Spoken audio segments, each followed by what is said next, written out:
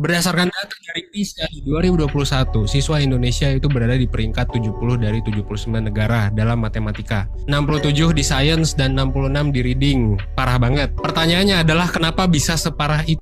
Apa sih yang salah dari pendidikan Indonesia? Gimana sih kita bisa memperbaiki kondisi ini? Sebagai channel yang ya tentunya bergerak di mental health, self-improvement, dan pendidikan, dan untuk mengawali tahun 2023, 1% punya beberapa catatan terkait kondisi pendidikan di Indonesia saat ini, dan beberapa rekomendasi yang bisa dilakuin untuk meningkatkan kualitas pendidikan Indonesia. So, stay tune sampai habis.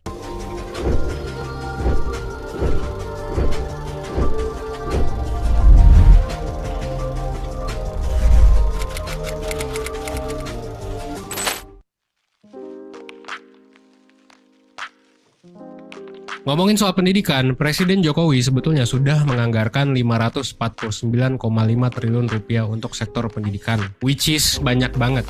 Tapi lo tahu apa plot twistnya? Ternyata kontribusi sektor pendidikan kepada GDP kita itu masih rendah, cuy. Itu cuma 3,8%, dan ini di bawah rata-rata negara di Asia Pasifik, yang mana 4,6%. Bahkan Qatar yang kemarin jadi tuan rumah Pildun, yang kata orang-orang sih negaranya dikritik, banyak banget negatifnya nih. Itu tuh angkanya 6,9%. Jadi pendidikan Indonesia tuh budgetnya besar, tapi kontribusi dan impactnya ternyata relatif rendah kalau dilihat dari angka tersebut. Selain loophole itu, ada juga kelebihan dan kekurangan yang lain. Tapi disclaimer dulu, semua statement yang gue sampaikan ini berdasarkan hasil riset dan analisis gue yang mungkin terbatas. So, semua sumber udah gue cantumin di description box. Semisal lo ada pendapat atau sumber lain, lo bisa sampaikan di kolom komentar. Atau ada koreksi juga boleh. Oke, kita bahas dari prosnya dulu ya. Pertama, sistem pendidikan Indonesia itu berfokus pada mata pelajaran inti. Jadi meskipun banyak orang yang berpendapat kalau Indonesia tuh terlalu generalis, banyak banget pelajarannya atau kurang fokus, tapi ternyata sistem seperti ini bisa ngebantu kita ngebangun fondasi dan pengetahuan yang solid. Jadi jangan heran kalau lebih banyak generalis daripada spesialis. Yang kedua, sistem pendidikan yang berstandar nasional. Artinya satu kurikulum, jadi terjaga banget, dan kurikulumnya terstandar dari pemerintah. Nah, ini akan ngebantu siswa-siswa dari Sabang sampai Merauke lebih konsisten kualitasnya. Meskipun pada implementasinya kita tahu sendirilah banyak sekolah yang gak imbang gitu. Yang ketiga, terintegrasi dengan nilai-nilai nasionalisme, ya upacara, terus juga mata pelajaran PPKN, ada juga sejarah dan kebudayaan Indonesia dipelajari. Ini adalah bukti sistem pendidikan kita yang terintegrasi dengan nilai-nilai nasionalisme dan patriotisme. Ini menurut gue ada bagusnya. Kenapa? Karena siswa jadi lebih ngerti dan bisa apresiasi sejarah dan kebudayaan negaranya sendiri. Nah, itu tiga tadi poin untuk prosnya. Gimana dengan consnya? Pertama, kurikulum Indonesia itu cenderung tidak relevan dengan kebutuhan masa kini. Ini udah banyak banget beritanya, banyak banget yang ngebahas, banyak yang bilang kurikulum kita ketinggalan zaman, kurang mampu mempersiapkan siswa untuk bersaing di lapangan kerja abad 21. That's why tenaga kerja kita kalah bersaing dengan tenaga kerja asing atau belum punya skill set yang dibutuhkan lapangan pekerjaan. Pengangguran banyak, tapi ketika perusahaan nyari orang susah gitu ya. Itu juga gue rasain sebagai entrepreneur. Jadi menurut gue ini valid. Kedua, kurangnya wadah atau program untuk melatih critical thinking. Jadi murid-muridnya tuh kagak sering nanya, terus juga lebih mencatat dan menghafal. Dan in some cases juga malah dimarahin kalau kita nanya. Gue pernah nanya yang kontroversial juga ke guru biologi. Gue dimarahin, dikeluarin dari kelas. Apakah lo relate? Ya coba cerita di kolom komentar. Ketiga, ruang yang relatif sempit buat mengekspor minat siswa. Ini menarik banget. Kenapa? Karena di sini kita ngomongin soal salah jurusan. Bahkan ada statistik yang bilang 90% orang Indo tuh salah jurusan. Bisa jadi karena pada gak tahu gitu orang ke jurusan psikologi mau belajar apa gitu. Menariknya adalah orang masuk psikologi dipikir bakal gak belajar matematik. Ternyata kita belajar statistika yang sangat mantep banget. Ya kayak gitu. Banyak yang salah kaprah gitu. Karena minatnya tuh gak dilatih dari sejak dini. Pendidikan kita fokus sama core subject kayak matematika, sains, bahasa. Itu ada di kurikulum. Siswa belajar semuanya. Dari jam 7 ke jam 12 atau bahkan ada yang jam 3 atau bahkan ada yang lebih juga. Belum tambah PR, kerja kelompok. Akhirnya gak ada waktu yang banyak buat mengekspor minat mereka sendiri. Dengan semua kelebihan dan kekurangan ini, kira-kira pendidikan Indonesia bakal kayak gimana sih? Apakah bakal fuck up? Kita bahas di section selanjutnya. Indonesia Emas 2045. Di tahun 2045, satu abad kemerdekaan Indonesia akan menjadi tahun emas untuk Indonesia. Indonesia emas. Indonesia Emas 2045 adalah istilah yang digunakan untuk menandai negara kita yang berusia 100 tahun. Dimana banyak yang berharap di 100 tahun itu, kita seharusnya sudah bertransformasi menjadi negara maju. Gitu ya. Jadi ya sejajar lah sama Amerika, sama China. Emang apa sih tapi yang spesial di 2045? Nah, menariknya yang jadi spesial jawabannya adalah bonus demografi. Jadi masalah kuantitas, cuy. Kuantitas penduduk. Ini adalah momen di mana terjadi pertumbuhan ekonomi yang signifikan karena penduduk usia dewasa produktif itu jauh lebih banyak daripada yang bocil sama yang udah tua. Kenapa kuantitas jadi penting banget? Karena semakin banyak usia produktif, semakin banyak tenaga kerja. Semakin banyak tenaga kerja, semakin banyak produktivitas dan potensi cuan semakin besar, ekonomi meningkat, bisnis semakin banyak, pekerja semakin banyak, dan lain sebagainya. Dan ini menarik karena berarti kelebihan kita cuma kuantitas doang dong. Nah, ini juga ada meme yang bilang kalau negara luar mungkin jago bikin teknologi, bikin kendaraan, ternyata orang Indonesia jago bikin anak. Tapi meskipun ini bercanda, ini memang betul adanya gitu ya. Angka kehamilan yang tinggi di pandemi 2021 itu memperkirakan ada 420.000 bayi yang baru lahir. Jadi banyak banget cuy. Sementara itu negara-negara maju malah minus gitu ya. Orang-orangnya nggak pada nikah, child free, terus juga ya banyak lah alasan jadinya orang nggak punya anak. Bahkan Jepang akan kehilangan 16% penduduknya di tahun 2020 sampai 2050. Jadi ini sangat amat menjanjikan gitu ya, meskipun tadi gue baru ngomong soal kuantitas. Tapi kalau negara kita nggak siap kualitasnya, yang terjadi adalah Indonesia akan kesulitan menciptakan lapangan kerja. Kalau orangnya nggak pinter-pinter, misalnya ya semuanya pekerja kasar, semuanya pekerja yang semua orang bisa, itu nanti pekerja bakal makin murah, bakal makin nggak berkualitas, dan mungkin malah berantem satu sama lain demi mendapatkan pekerjaan yang sebenarnya gajinya nggak sebesar itu juga gitu ya. Jadi ini bakal ngasih konsekuensi negatif kalau misalnya kualitas pendidikan dan kualitas demografi orang Indonesia itu tidak ditingkatkan. Terus gimana nih caranya biar Indonesia siap menghadapi bonus demografi? Mulai dari kebijakan yang selaras, infrastruktur, dan yang paling penting adalah pendidikan. Pertanyaannya, pendidikan kita udah siap belum untuk menyambut bonus demografi?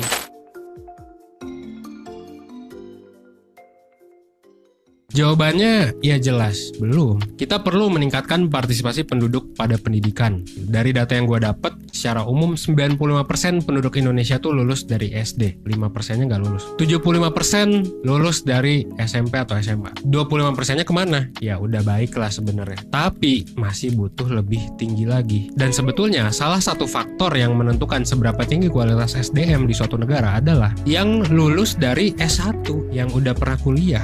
Nah ini istilah pendidikannya adalah Net Enrollment Rate in Tertiary Education. Nah Asia Pasifik itu tuh 27%, sementara North America itu 71%. Jadi kita bisa lihat ya, kenapa negara barat tuh cenderung mungkin lebih maju. Indonesia gimana? Jangankan rata-rata global, rata-rata Asia aja kita nggak nyampe. Di tahun 2018, kita tuh cuma 20% orang yang lulus kuliah. Kalah sama negara tetangga, Malaysia, yang angka rata-ratanya tuh 35%. Bang, kita kan penduduknya banyak. Ya kalau banyak juga, coba lihat penduduknya yang lebih banyak, misalnya India atau China. India 22%, China 45%. Jadi nggak jadi alasan sih. Tetap harus diimprove. Kuliah mungkin nggak menjamin kesuksesan, tapi tentunya banyak profesi yang lu kudu kuliah. Yang kedua adalah kualitas guru. Nah ini kualitas guru juga masih sangat rendah. Sebenarnya guru kita tuh udah banyak secara kuantitas. Rasio guru yang ideal kalau kata peraturan pemerintah tuh satu guru megang 20 murid atau satu guru megang 15. Sebenarnya kita udah ada di angka yang ideal. Tapi kualitasnya itu tidak sebaik kuantitas dari gurunya itu sendiri. Performa guru kita itu secara rata-rata di bawah KKM cuy. Jadi cuma 66,94. Jadi ini masih di bawah standar ideal, yaitu nilainya 80. Bahkan menariknya ya, lu tahu nggak sih, guru SD itu cuma 34%-nya aja yang punya ijazah SMA. Jadi intinya kita punya banyak guru, tapi apakah semua guru itu berkualitas? Ya enggak juga. Ada yang berkualitas, ada yang juga yang kurang berkualitas. Nah, terus apa yang bisa kita lakuin?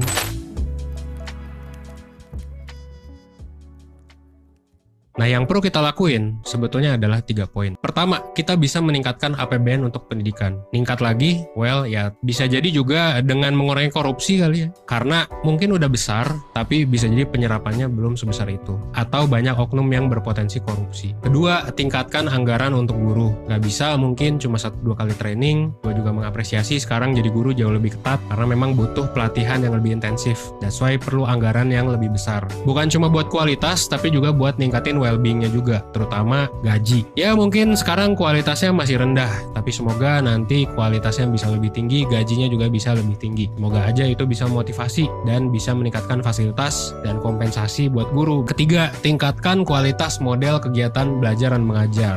Banyak peneliti dan pengamat pendidikan yang bilang Indonesia tuh udah ganti-ganti kurikulum, tapi belum bisa ada hasil yang signifikan karena implementasinya belum maksimal dan merata. That's why penyelarasan kurikulum juga harus disertakan dengan kebutuhan zaman. Sekarang aja tugas-tugas kayak bikin esai berhitung tuh bisa udah nggak relevan. Karena apa? Sekarang tuh udah ada AI cuy. Kalau tahu ChatGPT ini bisa bikinin lo 1000 kata esai dalam waktu 1 menit. ChatGPT ini bisa nyelesain perhitungan yang rumit dalam hitungan detik. Dan ibaratnya gini, kalau udah ada AI, buat apa lagi kita harus belajar ngitung? Selain karena logikanya, mendingan kita belajar prompt yang bener gak sih buat AI? That's why selain harus menguasai critical thinking dan problem solving yang baik, murid-murid tuh harus juga diajarin tentang si perkembangan zaman. Gurunya juga sih, karena di dunia kerja mah lu bakal pakai AI juga. Jadi menarik banget ya, dipikir-pikir tuh dulu pekerja kasar yang bakal dihilangkan oleh robot. Kemarin juga sempat ramai tentang NFT yang katanya bakal bikin artis atau desainer jadi lebih sejahtera. Buktinya sekarang apa? Buktinya sekarang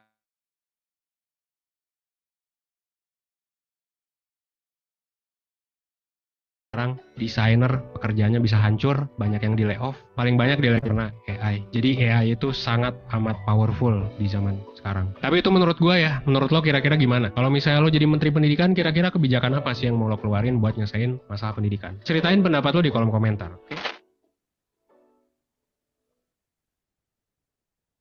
At the end of the day, gue berharap ya pendidikan Indonesia ke depan bisa lebih inklusif dan lebih mudah untuk diakses oleh semua anak Indonesia, terlepas dari latar belakang ya. Buat lo yang sekarang lagi menempuh pendidikan, jangan berhenti, terutama kalau misalnya lo masih SMA. Ayo kuliah, ayo sertifikasi, ayo lakuin segala macam hal dalam pendidikan. Kalaupun enggak, ya belajarlah dari YouTube, dari yang gratis. Dan kalau misalnya lo mau berkembang lebih baik lagi, gue dan 1% udah bikin banyak banget produk yang bisa lo manfaatin, baik yang free maupun berbayar. Kalau misalnya lo mau improve di level individu, lo bisa nyoba webinar atau kelas online. Kalau pengen yang lebih private, ya bisa coba daftar mentoring atau mungkin counseling. Ini cocok banget buat lo yang mengalami kendala di level personal. Tapi kalau improvement yang lo pengen itu lebih bersifat tim atau organisasi, misalnya lo pengen ngundang 1% jadi pembicara, misalnya lo tergabung ke sebuah organisasi atau kantor gitu ya, OSIS, BEM atau apapun, kita juga ada layanan namanya in-house training atau speaking engagement, di mana nanti lo bisa ngundang pembicara-pembicara atau siapapun itu untuk ya menunjang performa lo di organisasi ya, mulai dari komunikasi.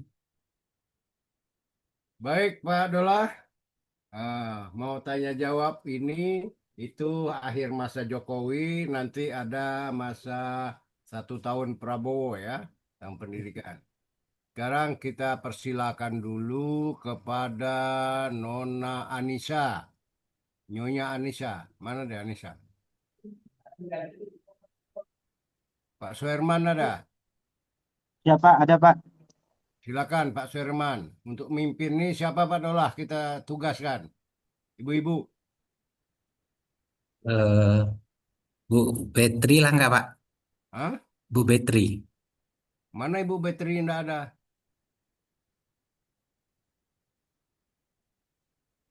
suaranya Bu. Ada Oke, Prof. silakan Bu Betri. Tolong selesaikan yang 2 orang ini untuk presentasi. Habis itu nanti saya tambah lagi satu materi saya tentang 1 tahun kepemimpinan Prabowo tentang pendidikan. Oke. Setelah itu nanti Baik, Prof. kita tanya jawab. Jadi setelah selesai 2 ini presentasi, silakan Bu Betri langsung tanya jawab orang-orangnya. Oke? Nah, selesaikan Baik, dua-dua, baru tanya jawab. Silakan Pak Soerman dulu, habis itu baru Anissa Pohan. baik. Assalamualaikum warahmatullahi wabarakatuh. Waalaikumsalam warahmatullahi wabarakatuh. Alhamdulillah, Bapak Ibu, kita bertemu kembali dalam perkuliahan yang pertemuan ke-15 dan syukur kita bisa bertemu kembali di sini dalam rangka untuk melaksanakan kuliah yang mana hari ini adalah presentasi untuk teman kita 2 orang lagi tinggal yang merupakan nanti akhir dari pertemuan perkuliahan kita. Baik, yang kami hormati Bapak dosen Bapak Daeng sebagai dosen pembimbing, dan kepada teman-teman semua yang berkesempatan hadir pada hari ini. Baik, kita mulai saja kegiatan ini, yaitu presentasi tugas modul yang sudah diberikan kepada Bapak Suherman. Kami persilahkan. Oke, terima kasih Bu Beatrice. Mohon bantuannya Gilang untuk dapat ditampilkan video saya, Gilang. Oke. Ini adalah video saya yang tentang kepemimpinan keberagaman.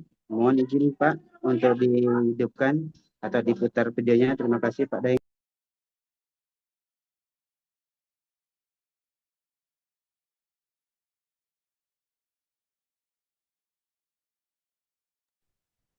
Tidak dengar suaranya, Pak.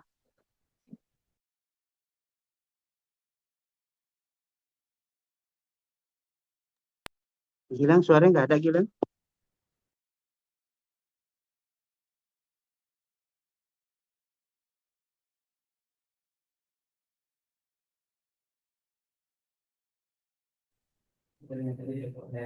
Suaranya nggak terdengar, Suaranya Pak. nggak dengar.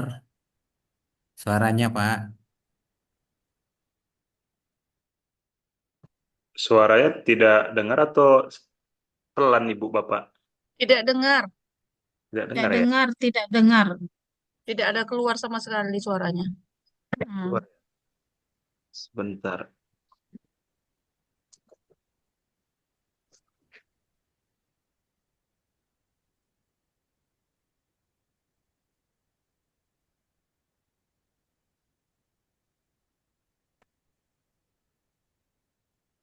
Assalamualaikum warahmatullahi wabarakatuh. Izinkan saya, Suherman, untuk menjelaskan kepemimpinan keberagaman.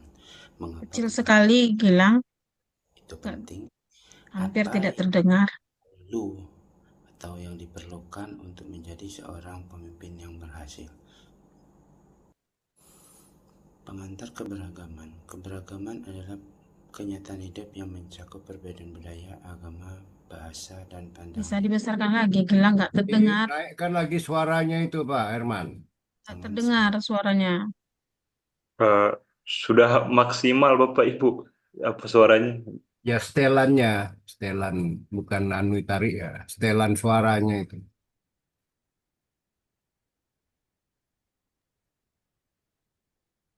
Keluar dulu baru masuk dengan setelan suara.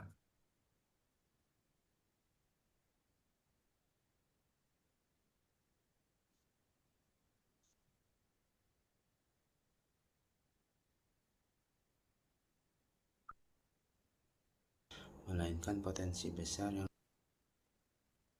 dapat memperkuat organisasi. Masih Pemimpin tidak dengar. keberagaman mampu menciptakan harmoni di tengah perbedaan dan menjadi tim lebih kreatif serta adaptif terhadap perubahan.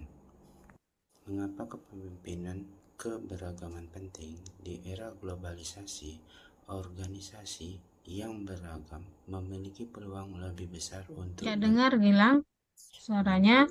yang mampu mengelola keberagaman dapat meningkatkan kerjasama tim, mampu Pak, yang lain share screen mungkin. menghindari bias Diulang dalam kembali bisa nggak, Gilang? Coba keluar dulu. keberagaman Atau atau Bu Bet atau laptop lain mungkin kadang dari laptopnya nggak tahu kita kan. Oh iya, bisa jadi. Jadi di Atau izin Keluar dulu, baru di-share ulang dulu. Di-setel suara dulu.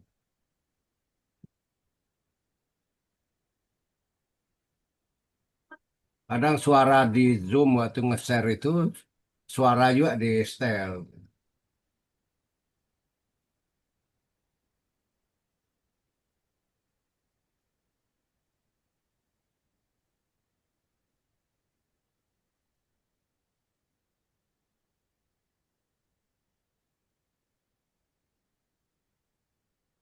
Baru jelas, pakai kacamata hitam baru jelas.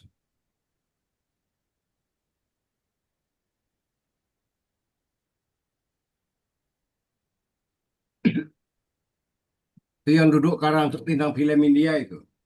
Aduh, Tak tahan kami itu, Pak.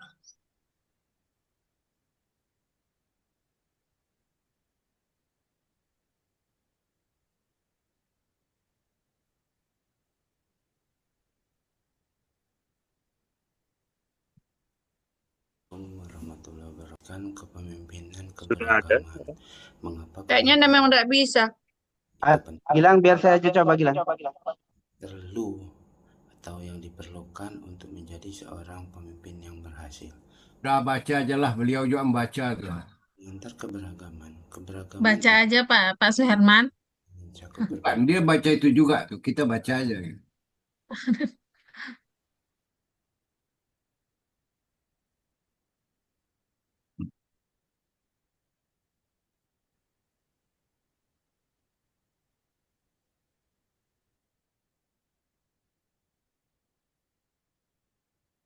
Sebentar Pak.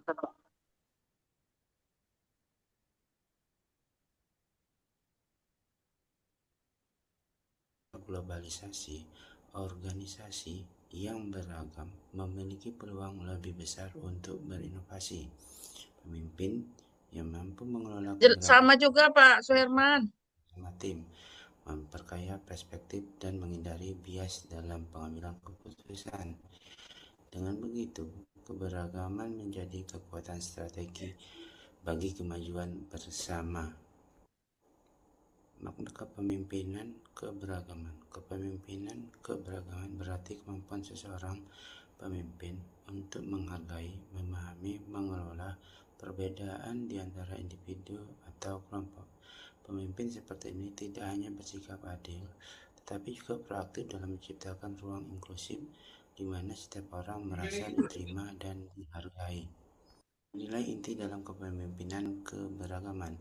Beberapa nilai utama yang mendukung kepemimpinan keberagaman antara lain empati, keterbukaan, keadilan, dan penghargaan terhadap perbedaan.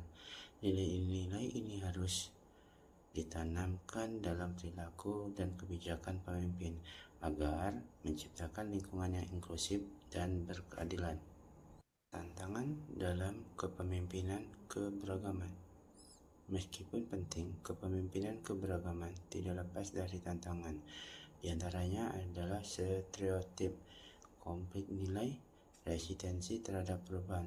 Seorang pemimpin perlu memiliki kecerdasan emosional tinggi untuk menavigasi situasi ini dan membangun kesepahaman di antara anggota tim. Strategi mengelola keberagaman. Untuk memimpin secara efektif di lingkungan yang beragam, pemimpin dapat menerapkan strategi seperti 1. Mendengarkan secara aktif setiap anggota tim. 2. Mendorong partisipasi setara dalam pengambilan keputusan. 3. Mengembangkan kebijakan anti-diskriminasi. 4. Melatih anggota tim agar peka terhadap perbedaan budaya dan sosial. Pemimpin inklusif. Pemimpin inklusif adalah sosok yang mampu merangkul semua anggota tanpa memandang latar belakang. Ia menciptakan suasana kerja yang aman dan nyaman, di mana ide-ide beragam dihormati. Pemimpin inklusif juga berperan sebagai fasilitator kolaborasi, bukan hanya pengambilan keputusan tunggal. Positif pemimpinan keberagaman. Dalam dunia pendidikan, kepemimpinan keberagaman berarti merangkul dan menghargai perbedaan siswa serta guru. Pasola dan guru yang menerapkan nilai keberagaman dapat menciptakan budaya sekolah yang toleran, harmonis, dan menghargai setiap potensi individu. Menjadi pemimpin yang berhasil. Untuk menjadi pemimpin keberagaman yang berhasil, seorang harus memiliki 3 pilar utama, yaitu Maaf, mungkin Pak Suherman bisa dibacakan saja, Pak. nilai dan bias. Terdengar. Oke, saya bacakan aja Pak. Ah pakai iya, baru semangat. PPT. Nanti tidak semangat tidur kami, Iya. Pak. Jadi kita nggak ngeh jadinya. Nah, biarlah Jadi Bapak Herman. bacakan aja, nggak terdengar dari tadi.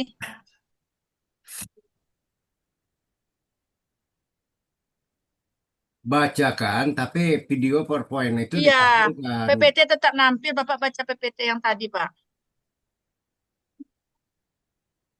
PPT-nya tetap hidupkan aja, Pak. Bentar ya, ini kita apakan. Oke, Pak. Marah Bu Bet.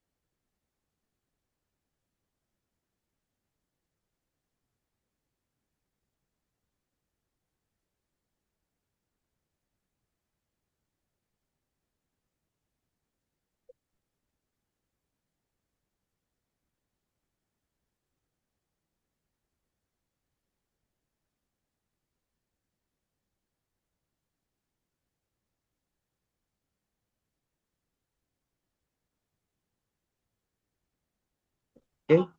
Assalamualaikum warahmatullahi wabarakatuh. Waalaikumsalam. Allah wabarakatuh. Ya, Bu, halo, tes. Oke.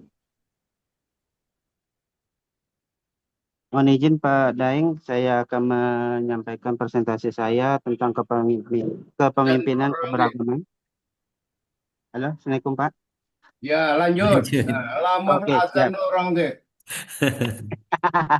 Oke, siap. Kepemimpinan keberagaman ya yang saya buat sendiri, insya Allah ini adalah tentang mengapa kepemimpinan keberagaman itu penting dan apa yang diperlukan untuk menjadi seorang pemimpin yang berhasil. Yang pertama itu pengantaran keberagaman, Pak. Keberagaman adalah kenyataan hidup yang mencakup perbedaan budaya, agama, bahasa, pandangan hidup. Dalam konteks pemimpin, keberagaman bukan tantangan semata, melainkan potensi besar yang dapat memperkuat organisasi. Pemimpin yang memahami keberagaman mampu menciptakan harmonis di tengah perbedaan dan menjadikan timnya lebih kreatif dan adaptif terhadap perubahan. Kemudian, makna kepemimpinan keberagaman. Kepemimpinan keberagaman. Sorry. Kepemimpinan keberagaman. Nggak nampak tulisannya, Pak. Ini dia. Kepemimpinan keberagaman berarti kemampuan seorang pemimpin untuk menghargai, memahami, dan mengelola perbedaan di antara individu atau kelompok. Pemimpin seperti ini tidak hanya bersikap adil, tetapi juga proaktif dalam menciptakan ruang inklusif di mana setiap orang merasa diterima dan dihargai. Kemudian, mengapa kepemimpinan keberagaman penting? Ya, karena di era globalisasi, organisasi yang beragam memiliki peluang yang lebih besar untuk berinovasi. Pemimpin yang mampu mengelola keberagaman dapat meningkatkan kerjasama tim, memperkaya perspektif, dan menghindarkan bias dalam pengambilan keputusan. Keberagaman menjadi kekuatan strategi bagi kemajuan bersama.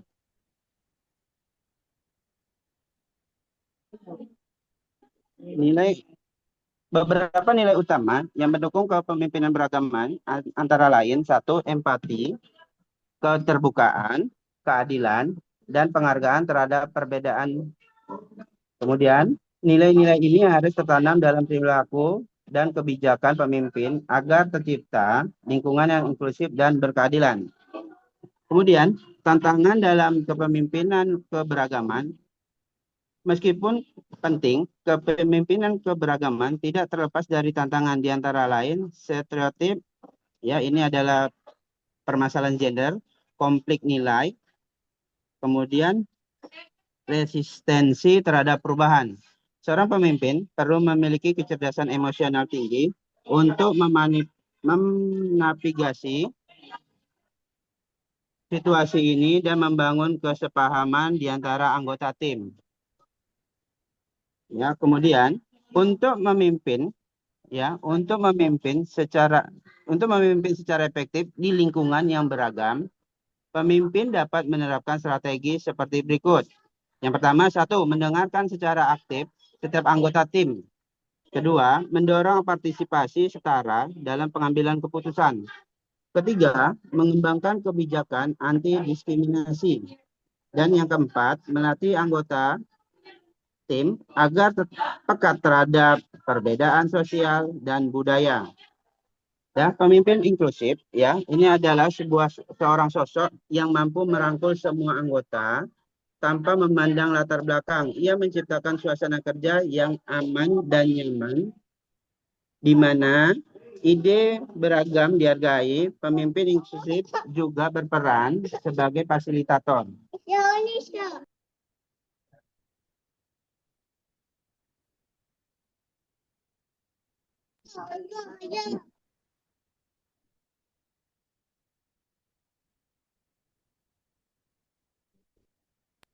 Halo, Pak Sherman, mana?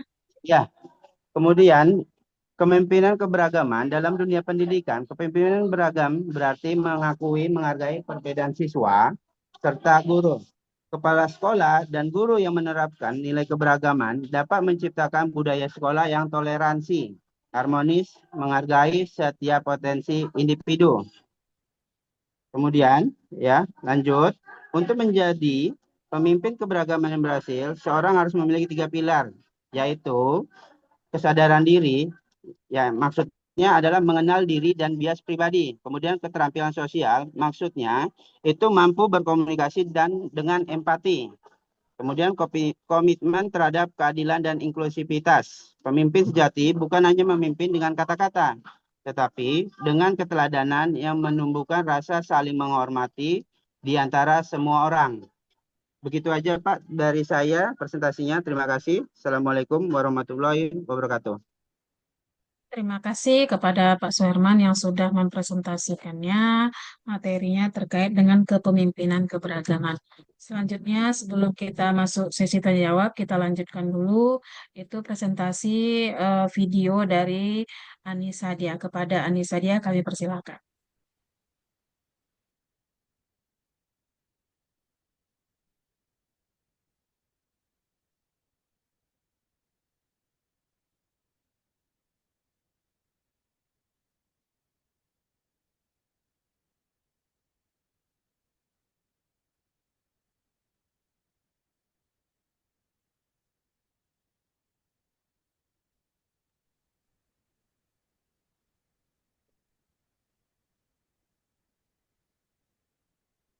Anissa Dia,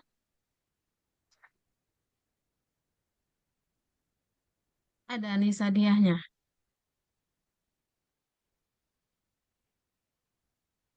Sepertinya tidak ada. Nggak ada, Bu Nggak Bet. ada. Nggak ada, tadi ada loh. Sekarang udah Iya. menghilang dia. Jadi Anissa Dia, kita bagaimana ini? Kita lanjut aja sesi tanya jawab menjelang Anissa Dia ada ya, Bapak. Ya, Pak ya? Indonesia nggak ada. Nggak ada, Pak.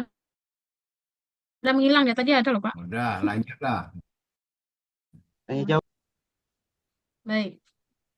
Baik, berdasarkan dari presentasi Pak Suherman terkait dengan kepemimpinan keberagaman, sekarang kita buka sesi tanya jawab ataupun ada masukan terkait dengan materi yang sudah disampaikan oleh Pak Suherman. Kepada teman-teman silahkan mungkin yang ada untuk yang bertanya atau beri masukan, silakan. Ya mungkin Bu Lila terkait dengan kepemimpinan keberagaman. Ya, Bu.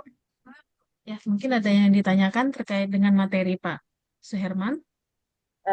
Baik, Bu. Terima kasih, Bu Bestri.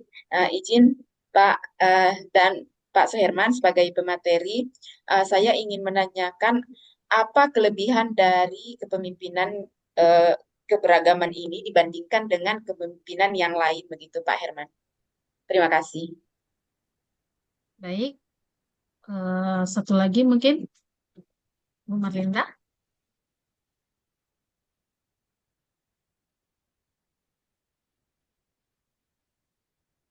atau yang lainnya? Coba. Baik, oke. Nggak ada Silakan Bu ditodong Marlina. aja, Bu Bet. Ya, Baik, silakan Bu Ditodong Marlina. aja.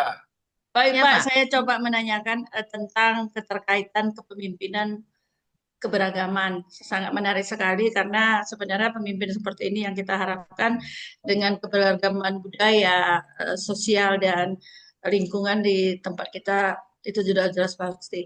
Namun yang saya tanyakan, apakah eh, saat ini untuk para pemimpin baik di tingkat sekolah dasar, di sekolah khususnya SMP dan SMA, apakah kebijakan-kebijakan yang sudah mereka buat itu sudah mencerminkan nilai inklusif atau menghargai keberagaman?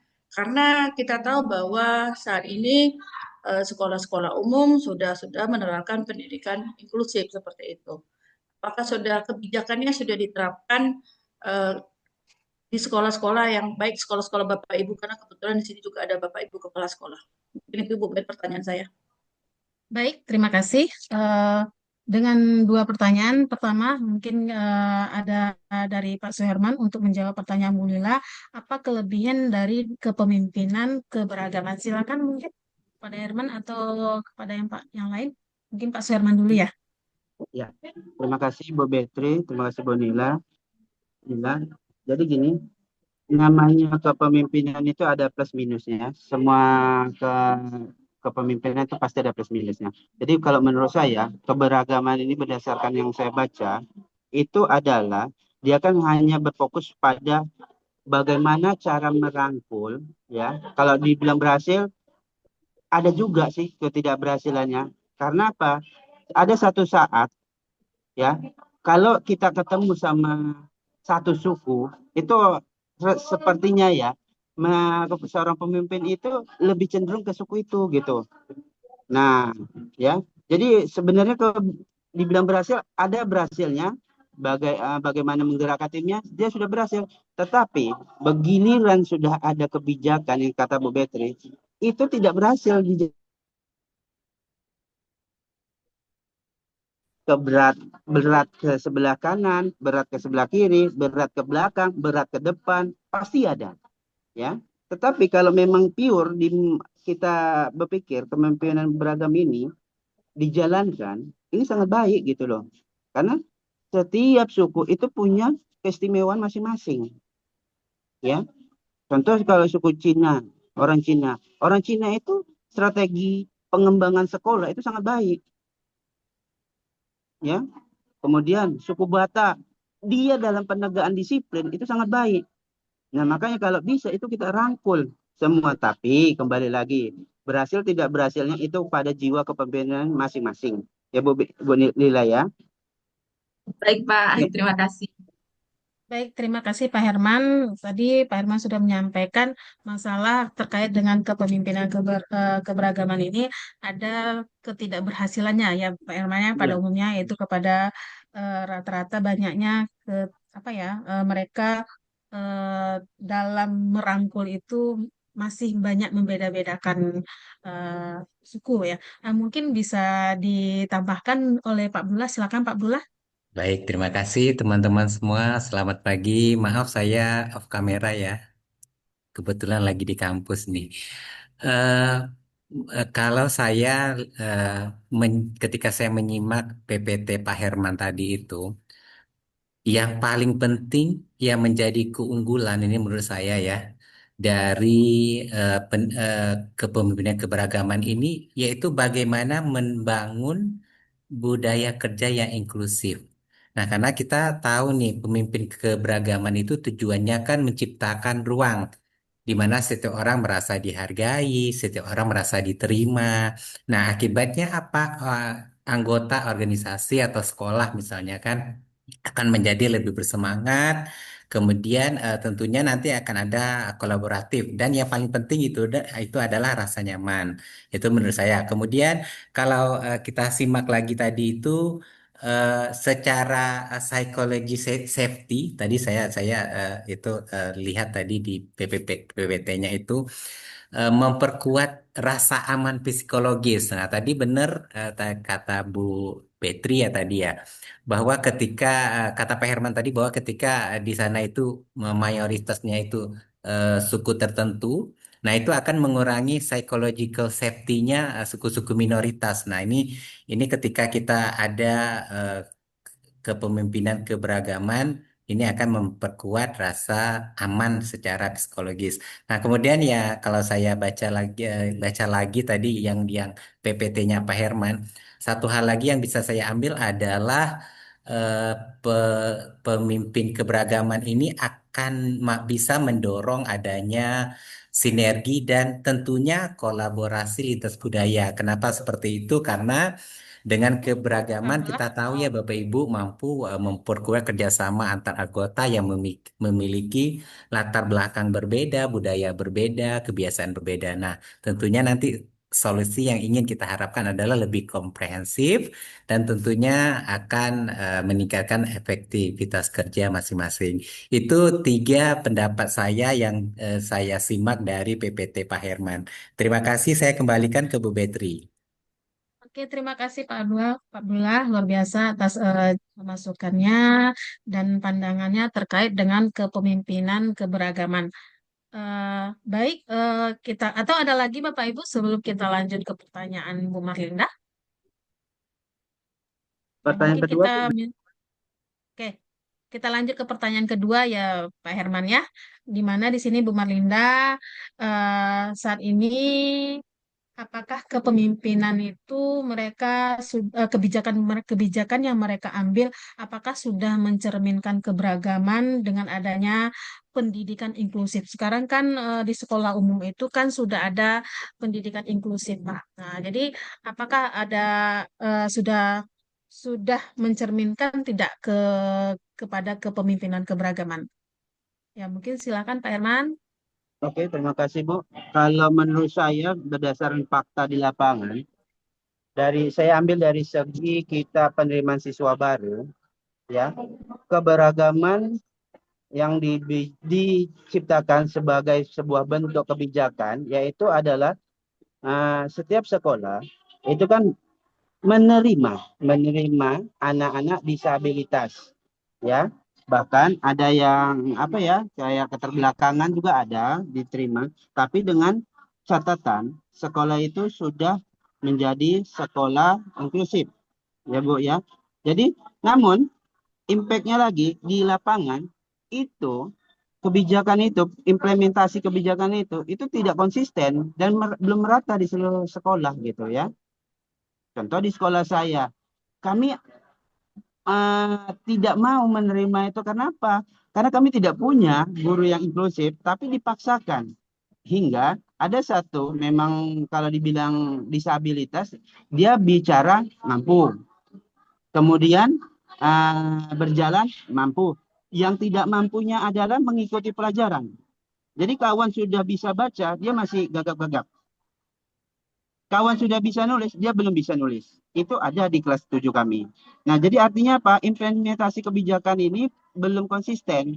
Kalau dibilang ada kebijakannya itu. Sejalan, tapi belum konsisten dan merata di semua sekolah. Mungkin ada tanggapan dari teman-teman. Silakan ditambahkan. Baik, Pak Herman. Dengan jawaban Pak Herman itu, mungkin sebelum kita bisa juga tanggapan dari kawan-kawan, di mana di sini di mana sudah menunjukkan kebijakan di situ salah satunya terkait dengan menerima siswa disabilitas pada SPMB, kemudian namun implementasinya itu belum maksimal karena keterbatasan sumber daya manusianya seperti guru ya. Nah, kira-kira di sini mungkin ada pandangan dari kawan-kawan bagaimana kepemimpinan keberagaman ini bisa muncul dengan keadaan-keadaan yang disampaikan oleh Pak Suherman tadi, atau mungkin Pak Suherman sendiri menyampaikan, atau mungkin kepada teman-teman yang lain.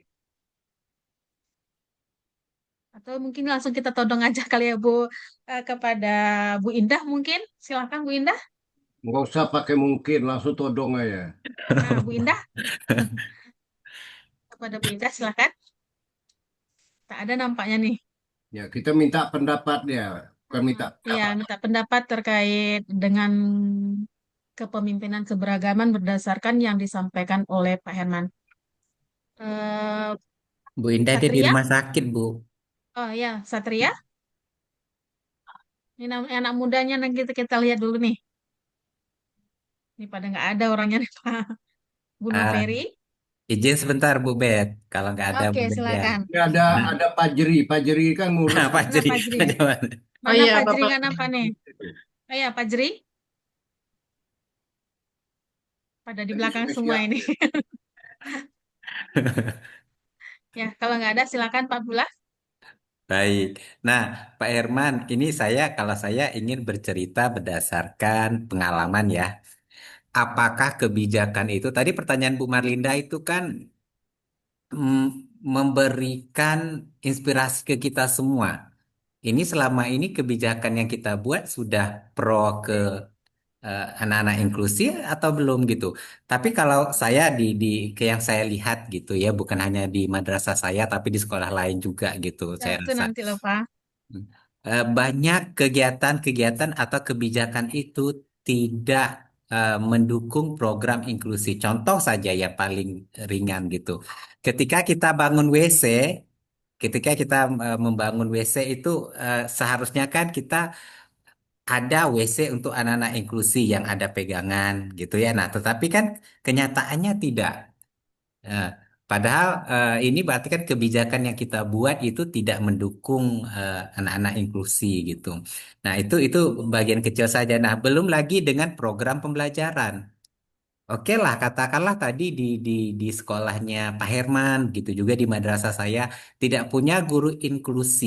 Nah, tapi setidaknya gitu model pembelajaran, kemudian kurikulum yang diselaraskan, setidaknya itu harus ada gitu. Itu menurut saya ya, Bu Bet ya, karena kalau tidak kita betul-betul menganaktirikan anak-anak inklusi ini gitu. Nah, kalau itu terjadi, bagaimana kepala bisa kita sebut dengan kepala yang memiliki kepemimpinan keberagaman ya. Nah, tapi sebetulnya jujur Bu Betri, Ibu moderator ya, saya baru dengar istilah itu eh, sekarang gitu loh, ada kepemimpinan keberagaman dan memang terima kasih untuk Pak Daeng ya, yang selama ini kita kan tidak pernah tahu gitu ada kepemimpinan keberagaman istilahnya gitu.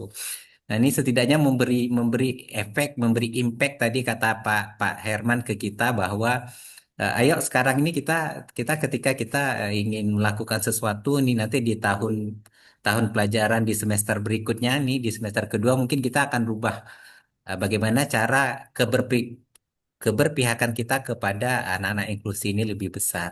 Itu pendapat saya, Oke, Pak Dola. Ben.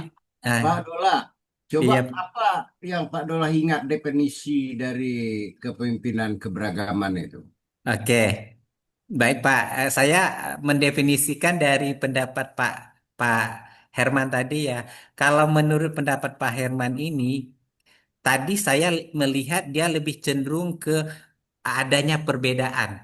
Ya, ada perbedaan budaya, perbedaan kemampuan, perbedaan pola pikir, perbedaan suku. Itu yang saya lihat dari apa yang ditampilkan oleh Pak Herman. Nah, tapi kalau saya melihat kepemimpinan keberagaman ini lebih luas lagi. Memang betul-betul inklusif gitu. Jadi tidak hanya sebatas itu. Itu menurut pendapat saya, Pak. Ya, ya gini Ya. maksudnya Pak.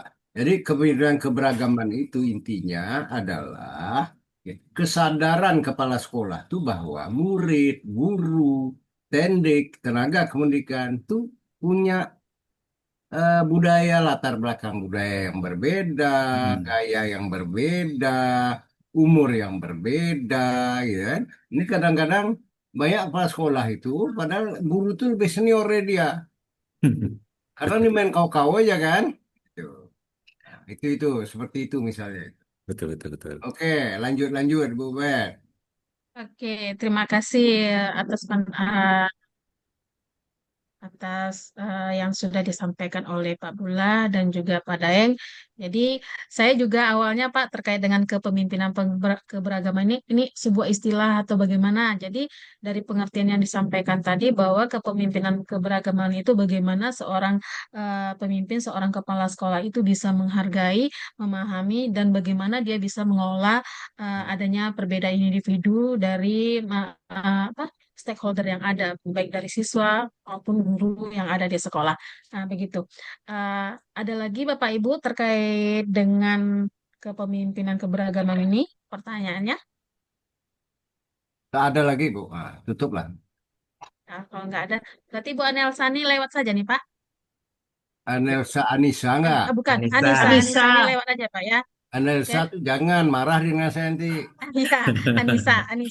Jadi Berarti nggak tak ada ya ada. Pak ya? Dia tidak Ah, ada macam mana. Memang macam oke. mana cara Ah. kita mengadakan dia tak ada. Oke. Baik, terima kasih atas paparan dari Pak Suherman dan pandangan pendapat dari kawan-kawan dan Bapak Daeng atas materi kepemimpinan keberagaman sehingga materi ini menambah wawasan kami adanya kepemimpinan keberagaman ya. Jadi dari saya terima kasih kepada Pak Herman dan juga pada teman-teman semuanya. Saya mohon maaf atas kekurangan dalam menjadi moderator. Terima kasih. Saya serahkan kembali kepada Pak Dayu. Saya akhiri. Wassalamualaikum warahmatullahi wabarakatuh. Terima kasih Ibu Betri. Eh, sekarang ini sebelum saya lanjut ada video saya satu lagi. Habis itu kita tanya jawab. Perlu saya sampaikan bahwa eh, Bapak Ibu nge-share tugasnya itu.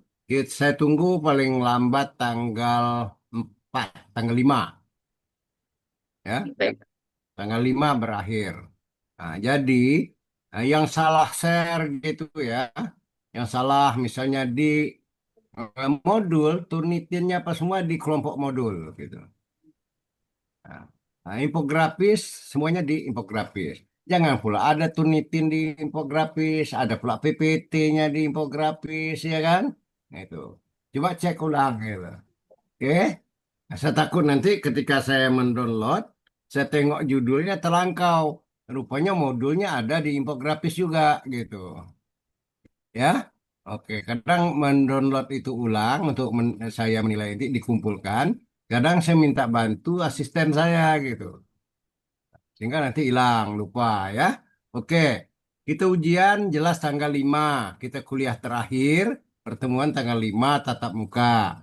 Cuma apakah jam 10 atau jam 2? Saya mau nanti sekaligus dengan semester 2. Jadi saya tak datang 2 kali ke Patimura itu. Tapi saya yakin mungkin bisa jam 10.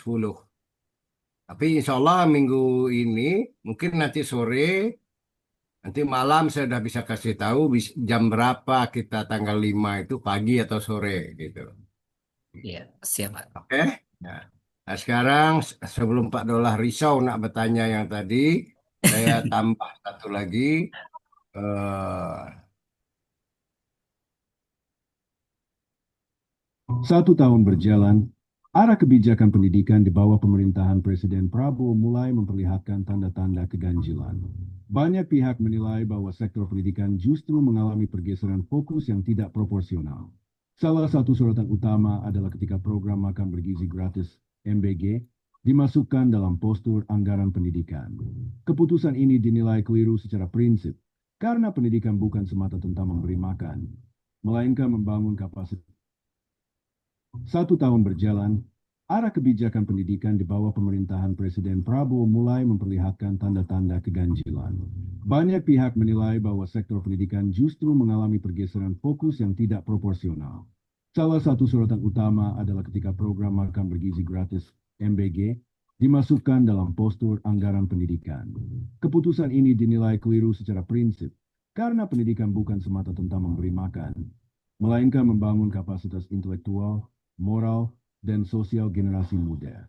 Kebijakan ini menimbulkan pertanyaan mendasar tentang prioritas pemerintah dalam menata masa depan pendidikan nasional. Pendidikan seharusnya menjadi investasi jangka panjang yang berorientasi pada peningkatan kualitas sumber daya manusia, Namun ketika sebagian besar dana dialihkan untuk kegiatan konsumtif seperti penyediaan makan gratis, maka fungsi pendidikan sebagai sarana pembangunan peradaban tergeser oleh agenda populis.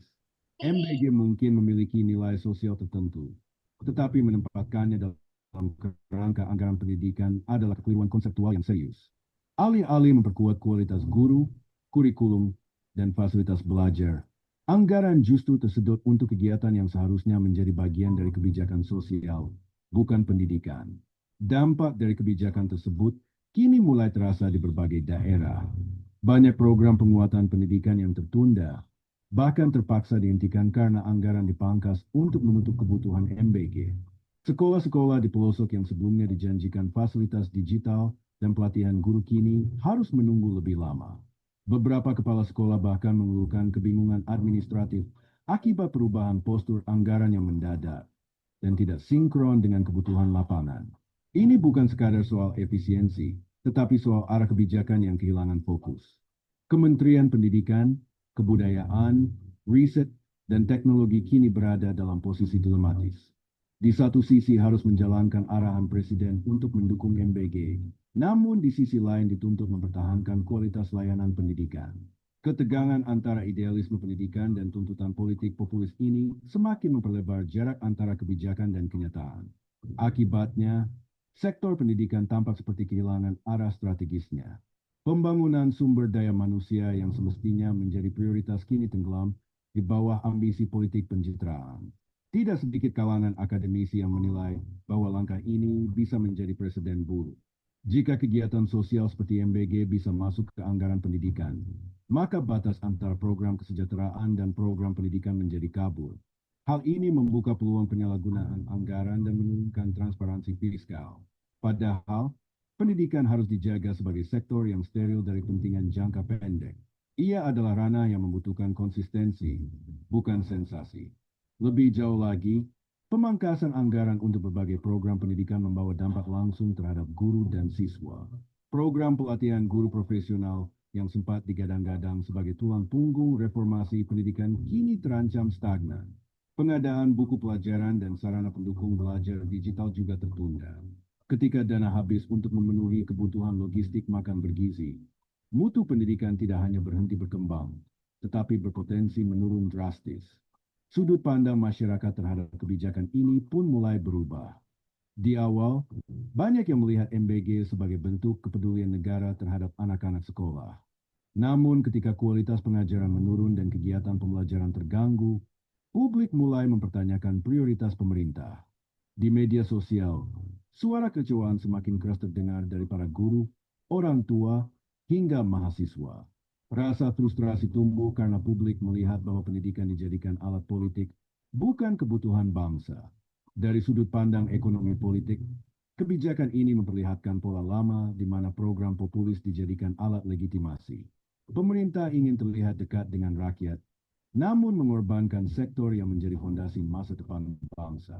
Anggaran pendidikan sebesar 20% dari APBN seharusnya digunakan secara bijak dan terarah, bukan sebagai wadah fleksibel untuk menampung proyek non-pendidikan. Tanpa disiplin anggaran dan kejelasan orientasi, sistem pendidikan akan terus terjebak dalam lingkaran program yang reaktif dan dangkal. Kritik ini bukanlah bentuk penolakan terhadap pentingnya gizi bagi anak-anak sekolah. Namun yang harus dipahami, solusi atas masalah gizi tidak boleh mengorbankan pembangunan pendidikan. Dua hal ini harus berjalan beriringan, bukan saling menyedahkan. Pemerintah perlu menata ulang porsi dan sumber pembiayaan MBG agar tidak menggerus dana pendidikan. Jika tidak, satu dekade ke depan kita akan menghadapi generasi yang kenyang perutnya tetapi kosong pikirannya. Tahun pertama pemerintahan Prabowo seharusnya menjadi momentum untuk membangun arah baru pendidikan nasional. Namun hingga kini, yang terlihat justru pemelukan fokus dan pemotongan sumber daya untuk kegiatan yang tidak esensial. Pendidikan tidak boleh menjadi korban ambisi politik jangka pendek. Editorial ini menegaskan bahwa membangun bangsa bukan hanya dengan memberi makan, tetapi dengan memberi arah. Dan arah itu kini mulai kabur di bawah bayang-bayang populisme anggaran.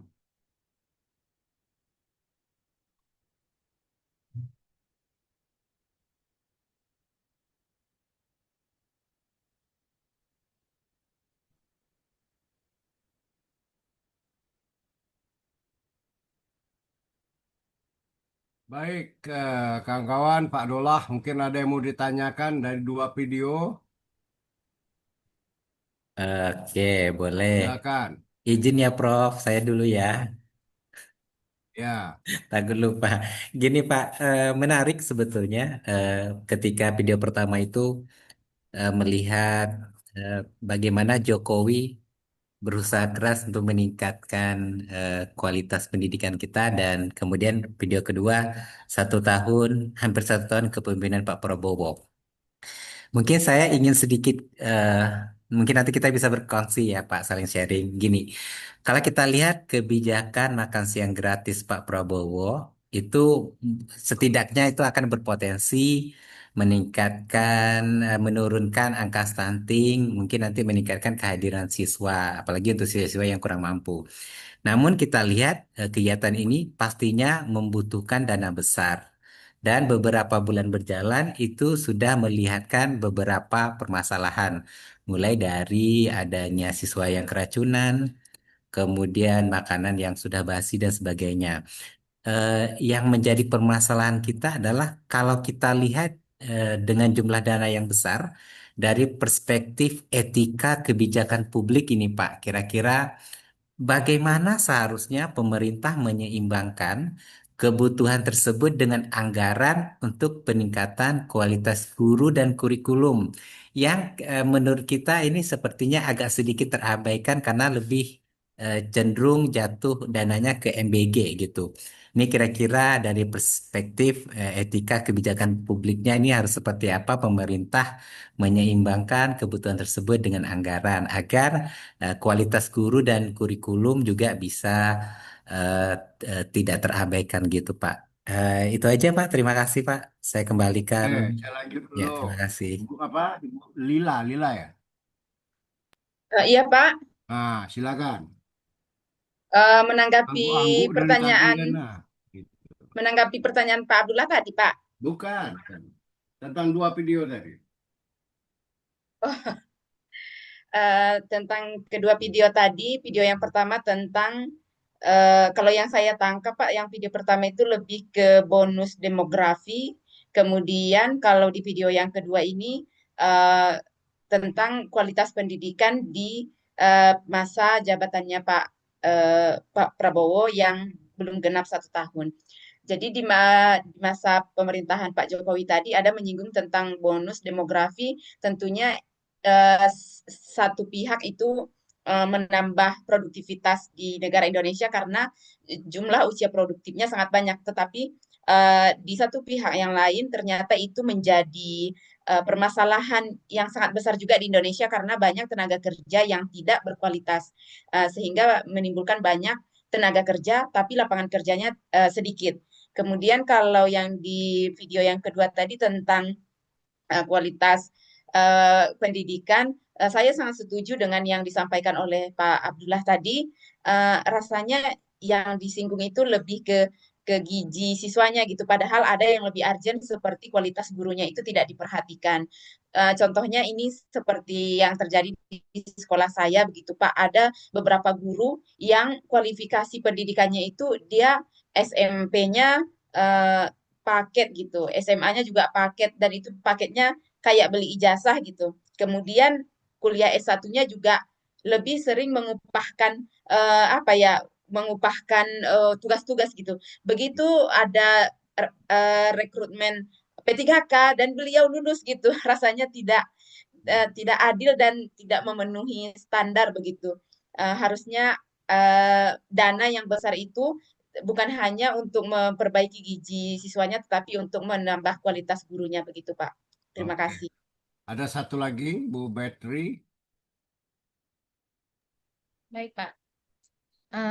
Video pertama, kalau saya menanggapi masa pemerintahan Jokowi itu, dia berusaha menyediakan, memfasilitasi bagaimana sekolah itu bisa berjalan baik. Nah, seperti kalau kita lihat tadi dengan banyaknya jumlah sekolah, ya, kemudian dengan banyaknya jumlah guru, dan berusaha dengan menyediakan kurikulum merdeka. Namun kenyataannya implementasinya itu di lapangan tidak sejalan dengan yang disediakan. Nah, kemudian dari videonya 1 tahunnya kepemimpinan Pak Prabowo. Nah, terkait dengan masalah MBG, ini saya kaitkan dengan temuan di lapangan. Kebetulan saya juga turun ke lapangan sekolah binaan saya, Pak. Sebenarnya kalau banyak mengapresiasi dari MBG ini karena apa? eh, ada dampak positif terhadap siswa, di mana siswa itu banyak yang lebih sehat, banyak yang lebih gemuk, tambah gemuk gitu. Kebetulan ada sekolah binaan saya salah satunya. Jadi di situ positifnya memberikan semangat belajar siswa itu kembali. Jadi makanya ini merupakan salah satu dari program Menteri Pendidikan terkait dengan MBG dalam apa karakter ya untuk menumbuhkan. Jadi kalau untuk anak bisa berpikir dengan baik itu ya dimulailah dari makan bergizinya. Nah, seperti pandangan Pak Bula terkait dengan kurikulum memang ini kita memang apa memang butuh ya, memang butuh perhatian lebih sebaiknya pemerintah terhadap kurikulum ini walaupun pemerintah sekarang sudah mencoba sudah menjalankan ya program terkait dengan pembelajaran mendalam ini merupakan salah satu langkahnya untuk mengatasi permasalahan yang disampaikan Pak Abdullah itu. Begitu Pak, terima kasih. Oke, jadi Pak Abdullah dengan kawan, anggaran pendidikan kita itu, kalau kita ambil total dari APBN, itu diperkirakan dia hampir 650 triliun. Besar ya. 20% itu hampir 650 triliun, kalau sekarang mungkin sudah 700-an triliun. Tetapi zaman Jokowi kemarin, itu dana yang turun ke Kementerian Pendidikan itu cuma 94 atau 96 triliun. Kenapa? Karena terlalu banyak kementerian yang mengurus pendidikan. Gitu. Pendidikan itu ada di Kementerian Dalam Negeri, ada di Kementerian Kelautan Perikanan, ada di Kementerian Perhubungan, ada di Kementerian Keuangan, ya hampir setiap kementerian ada di Kementerian Agama, ya itu semua ya. Yang kedua, persoalan muncul sekarang ini, pendidikan kita semakin tidak berkualitas, kata video tadi ya, banyak hal. Kenapa gitu? Anggaran makan gratis itu diambil dari anggaran pendidikan. Seharusnya itu diambil dari anggaran Kementerian Sosial dan Kementerian Kesehatan. Begitu. Harusnya ke sana dia. Nah, kita ingat dulu, mungkin masa kecil Pak Dullah dulu, ada pemeriksaan kesehatan di sekolah oleh puskesmas, gitu kan? Nah, ada itu ini pembagian itu dari dinas sosial untuk orang tidak mampu. Nah, itu yang sekarang itu semua ke arah Kementerian Pendidikan. Kenapa kita jadikan pendidikan ini sekarang zaman Prabowo ini sepertinya sebagai alat politik gitu. Yang kedua, anggaran pendidikan kita yang besar tadi itu di setiap kementerian, ya. Kenapa anggaran itu disusun oleh pemerintah bersama DPR? Di pemerintah kita oke, Bapak Ibu, tapi di DPR pengesahan itu harus persetujuan partai. Nah, sehingga jadilah pendidikan juga menjadi ajang populis gitu, ajang politik gitu. Itu yang terjadi gitu. Ya, itu persoalannya. Yang ketiga, kita lihat lagi misalnya. Sumber daya kita banyak, bonus demografi kita luar biasa gitu. Nah, peluang kerja banyak, pengangguran banyak. Ketika suatu perusahaan minta tenaga kerja, kita tidak punya orang untuk bisa kerja di situ. Jadilah pengangguran. Apa penyebabnya? Saya berani mengatakan sekarang ini bahwa pendidikan kita itu dari bawah sampai perguruan tinggi kita salah arah. Bapak Ibu lihatlah nanti, ada nggak di luar negeri itu namanya sekolah kejuruan? Tidak ada. Tidak ada. Adakah di luar negeri itu sekolah itu SMA itu 3 tahun? Tidak ada, rata-rata SLTA itu 2 tahun. Tahun ketiga mereka adalah persiapan kursus untuk masuk perguruan tinggi. Untuk masuk universitas dan masuk politeknik. Ada yang lulus, tapi yang hanya lulus tahun ketiga masuk politeknik, maka dia tidak akan pernah masuk ke universitas. Itu persyaratan-persyaratan yang kita tengok pada aturan-aturan pendidikan di luar negeri, termasuk di Singapura, di Australia, di Inggris, dan di mana-mana seperti itu. Itu yang terjadi. Nah, yang berikut keempat, di sekolah kita, satu sisi kita bagus, pendidikan kemasyarakatan atau yang kita sebut dengan pendidikan kebangsaan itu sangat kuat, gitu. Sehingga rasa kebangsaan kita sangat tinggi, tapi keterampilan kita nggak punya, gitu. Itu yang kita nggak punya. Ini persoalan-persoalan kita. Nah, kenapa dengan guru kita saat ini? Sekarang hampir langka pelatihan guru. Guru perlu dilatih, gitu ya. Kegagapan politik kita terhadap pendidikannya, itulah terjadi proyek P3K itu. Jadi semua orang yang sudah berpengalaman bertahun-tahun honor jadi guru diangkat dari P3K. Oke, yang ikut tes. Ada juga dulu tanpa tes, tes hanya sekedar syarat.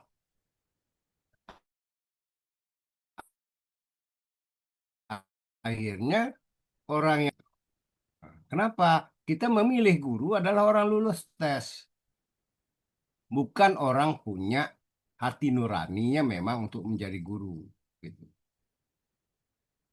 Kita lihatlah sekarang ini pendidikan guru-guru kita banyak doktor, ya.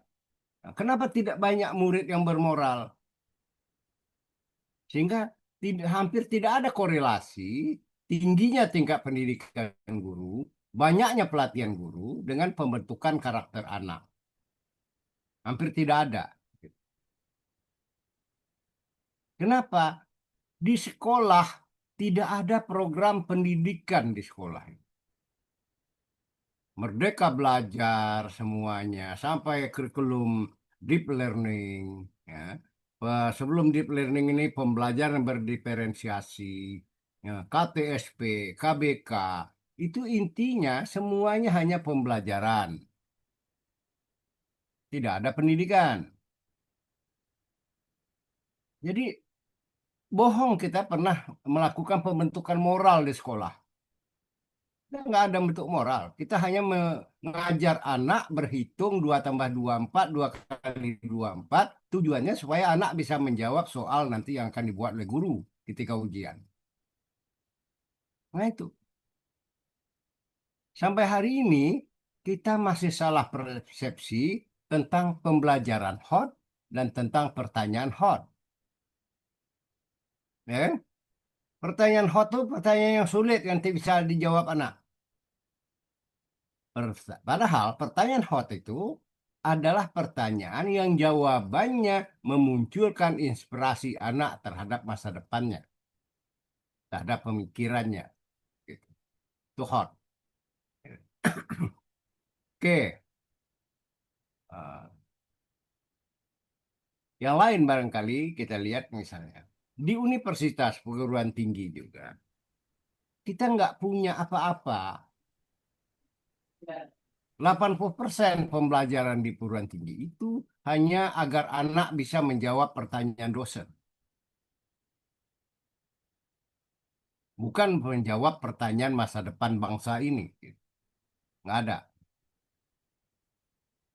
Itu satu hal yang perlu kita pikirkan. Sehingga saya ambil contoh gini yang Bapak Ibu perlu pikirkan. Misalnya seperti ini. Ini ada Pak John. Pak John ini SMK 2 ya? Ya, SMK 2. SMK 2 itu di tepi jalan besar.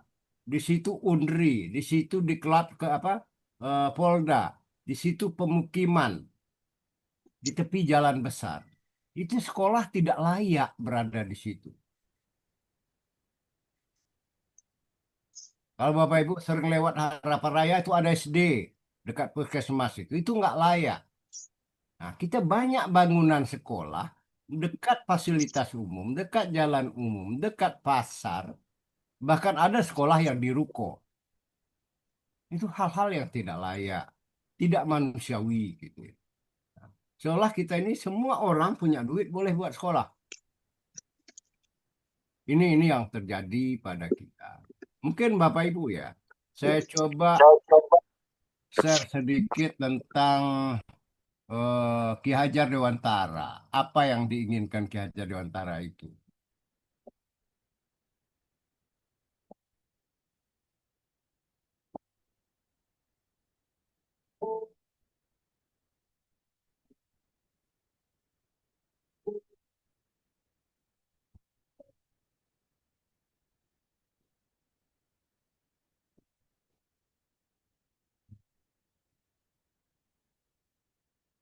Pemikiran Hajar Dewantara dan Kebijakan Merdeka Belajar, episode 1.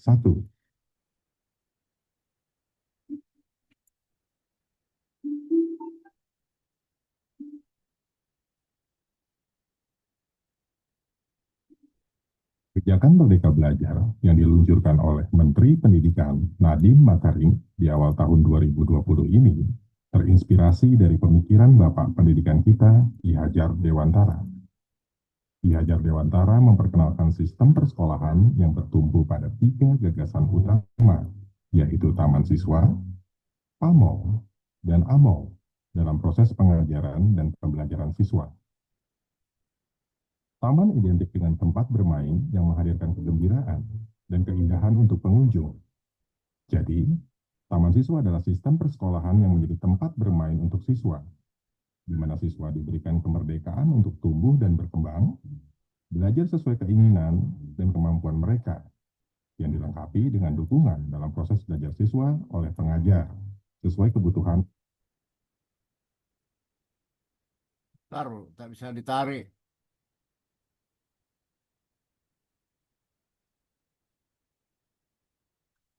Atau yang ini dulu lah.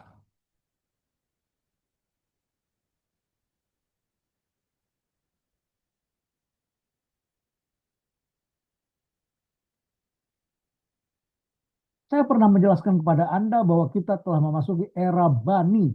Jadi bagi Anda yang masih bicaranya VUCA, sekarang Bani. Muncullah era yang disebut brittle atau rapuh. Banyak orang yang rapuh, perusahaan rapuh. Lalu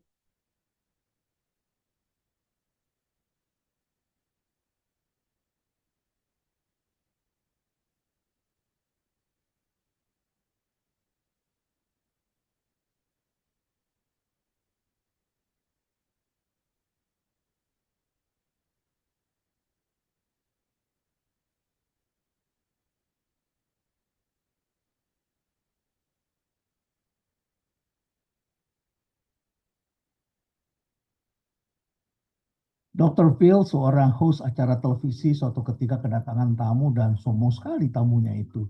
Bahkan kemudian dia mengatakan bahwa ibunya tidak relevan. Karena apa? Karena tidak memiliki banyak follower. Sedangkan dia banyak follower. Dr. Phil kemudian mengatakan, the bigger the star, the smaller the ego. Sesungguhnya orang-orang yang semakin terkenal, egonya semakin mengecil. Nah, seperti apa orang-orang yang pura-pura pintar, saya kira perlu kita ulas pada kali ini. Dan beberapa orang mengatakan kepada saya, itu bukan pura-pura pintar, tapi itu sok pinter namanya. Dan mereka adalah orang yang bersombong dalam kebodohannya. Entah mengapa belakangan ini cukup banyak, mungkin karena banyak orang yang pansos, yang ingin cepat terkenal, yang ingin cepat cari follower, dan akhirnya kemudian gegabah menabrak kiri kanan. Tapi baiklah, kita perlu mengenali siapa saja mereka dan mengapa mereka seperti itu. Yang pertama cirinya adalah mereka di Dr. Phil, seorang host acara televisi, suatu ketika kedatangan tamu dan sombong sekali tamunya itu. Bahkan kemudian bahwa ibunya tidak relevan. Karena apa? Karena tidak memiliki banyak follower. Sedangkan dia banyak follower. Dr. Phil kemudian mengatakan, the bigger the star, the smaller the ego. Sesungguhnya orang-orang yang semakin terkenal, egonya semakin mengecil. Nah, seperti apa orang-orang yang pura-pura pintar, saya kira perlu kita ulas pada kali ini. Dan beberapa orang mengatakan kepada saya, itu bukan pura-pura pintar, tapi itu sok pinter namanya. Dan mereka adalah orang yang bersombong dalam kebodohannya. Entah mengapa belakangan ini cukup banyak, mungkin karena banyak orang yang pansos, yang ingin cepat terkenal, yang ingin cepat cari follower, dan akhirnya kemudian gegabah menabrak diri. Oke, jadi Tapi baiklah, kita nggak perlu ketemu mengenali saya siapa bahasnya saja Bapak mereka Ibu. dan mengapa mereka seperti itu.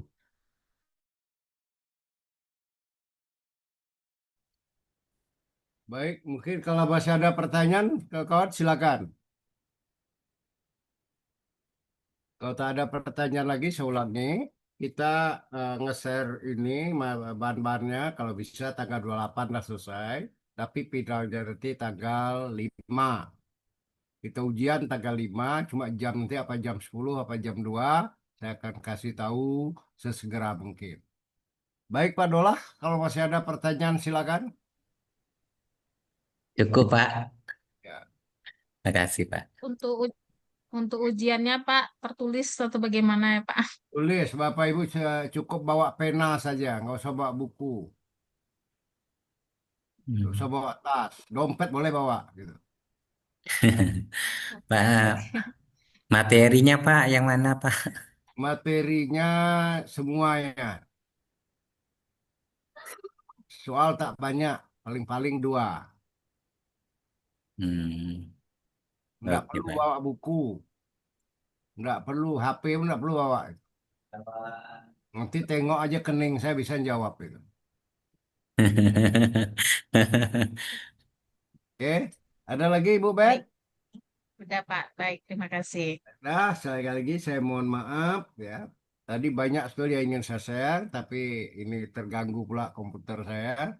Baik, Bapak Ibu, sekali lagi mohon maaf. Saya tutup pertemuan kita hari ini eh, eh, dengan ucapan wabillahi taufik wal hidayah. Wassalamualaikum warahmatullahi wabarakatuh. Waalaikumsalam Terima warahmatullahi kasih Pak wabarakatuh. Dolah atas Zoom-nya. Mudah-mudahan sehat selalu. Amin. Sekali Terima kasih, lagi Pak. atas selama 1 semester ini, sekali lagi saya mohon maaf, mungkin tidak banyak yang dapat saya berikan. Saya hanya mengajak Bapak Ibu pusing saja, menulis sendiri, menghayal sendiri. Tapi mudah-mudahan dari ada 20-an tentang kepemimpinan itu, ada sesuatu yang baru yang kita peroleh. Iya, betul, Pak. Tolong ingat apa yang paling berkesan dan tidak bisa dilupakan, apa yang barangkali yang sudah Bapak Ibu kembangkan di sekolah masing-masing. Iya. Mungkin pertanyaan ujian saya 2 itu. Oke? Oke, siap Pak. Silakan Siap, Pak. Pak Dolah ini dia imam azan hari ini. Oke. Terima kasih Pak. Pak. Iya. Oke, silakan lab, saya lab dulu ya. Iya, makasih banyak ya, Pak. Kasih Pak. Oke, makasih kawan-kawan. Kita jumpa besok lagi jam 1 tadi kata Pak Henry.